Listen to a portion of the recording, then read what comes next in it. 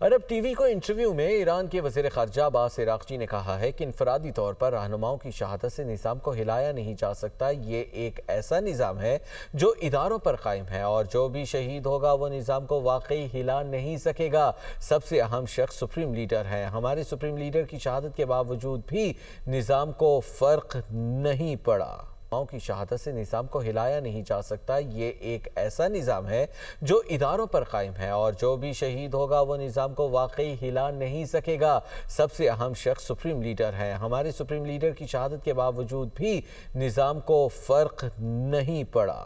کی شہادت سے نظام کو ہلایا نہیں جا سکتا۔ یہ ایک ایسا نظام ہے جو اداروں پر قائم ہے اور جو بھی شہید ہوگا وہ نظام کو واقعی ہلا نہیں سکے گا۔ سب سے اہم شخص سپریم لیڈر ہے۔ ہمارے سپریم لیڈر کی شہادت کے باوجود بھی نظام کو فرق نہیں پڑا۔